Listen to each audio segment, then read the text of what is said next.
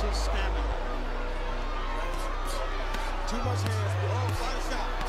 Body shot. What's up, YouTube? It's your boy Mark Dark. I'm back with another boxing video, and today I'm going to be talking about Canelo versus Triple G, the fight. Who do you think won? In the comments, I want you to let me know who you think won the fight. Now, I wanted to put up this video after the fight, but I was extremely busy. I was at a fight party and it was just crazy, so it was kind of hard to do it. So I'm putting it out now. Now, actually, after watching it the first time with everybody there, the emotions, after seeing it the first time, I honestly believe Triple G won, after watching it the first time. Now, I need to go back and rewatch the fight. Now, the scorecard of 118-110 does not make any sense at all to me. It doesn't. I believe the fight was way more closer, Now, everybody knows Triple G pretty much dominated the mid-rounds. He dominated the mid-rounds. And it was the pressure that he was putting on Canelo that made it seem like everybody was like, oh, he's making Canelo tired. He putting pressure. That's how Triple G fights, And that was my thing when I was talking about, can Canelo handle Triple G's pressure? That was the main topic that I was talking about with these two. I know Canelo can outbox him easier, but can he handle that pressure?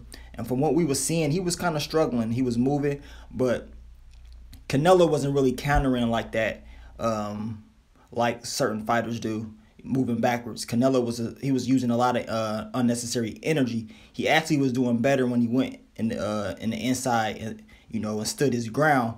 A lot of people was upset because they wanted Canelo to fight the Mexican style fight, and they was pissed because Canelo said that's how he will fight. But Canelo, like I said, he pretty much just moved. He boxed and moved, and it seemed like Triple G was just pressing and pressing and pressing the attack, making him look uncomfortable. But like I said, my first viewing, I had to give it to Triple G. Now, after thinking about everything, I know for a fact Canelo, I think he won those first 3 rounds at least. Now, if Canelo won those first 3, and then if you go to the end of the fight, the last 3, I believe Canelo at least grabbed 2 of those. Now, if he grabbed even 2 of those, and if he stole any of the mid rounds, then I can see how it could be a draw. Now, the fight is a lot closer than what a lot of people are saying. You gotta understand. You gotta rewatch these fights with no audio, with no bias. Just watch, That's all you have to do. Now, HBO, of course, they will make it seem like they always favor their fighter, which was Triple G. Not to take nothing away from Triple G. He did what he had to do. But I'm saying they always promote their fighter, and HBO is always biased anyway. The commentator, Jim Lampley, they're always biased regardless. But, like I said, viewing it the first time, I felt like Triple G won. But when I start to think about it, this fight was a little bit more closer than it seemed. It is, So I'm going to rewatch it.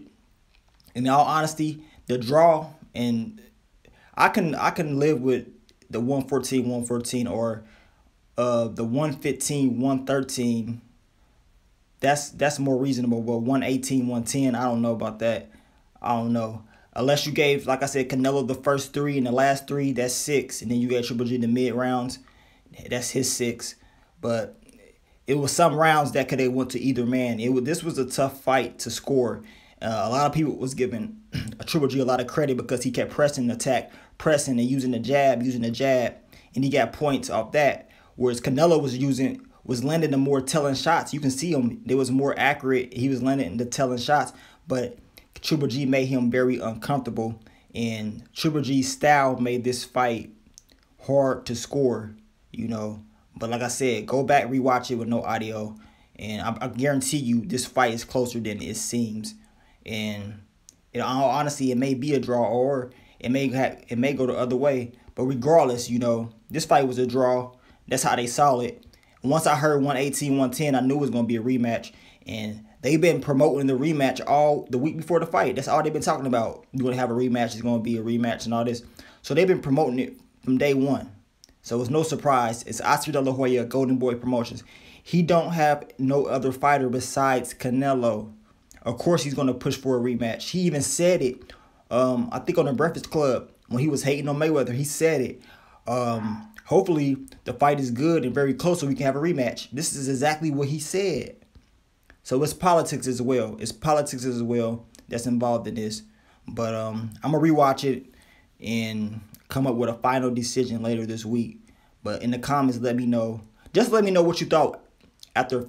If you watch it twice, you know, don't tell me what you thought of the second time watching it. And let me know how you thought or what you thought of the fight the first time viewing it.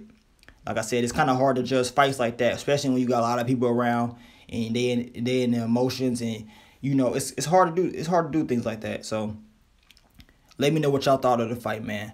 But I'm gonna get on out of here, man. It's your boy Mark Dark. I'm out. Peace.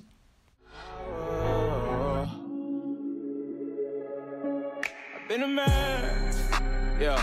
They backing me cause I'm a package man. 4 niggas, 4 straps smashed up in an old black caravan. 100 more like I'm Hurricane. Put a bone like it's Pakistan.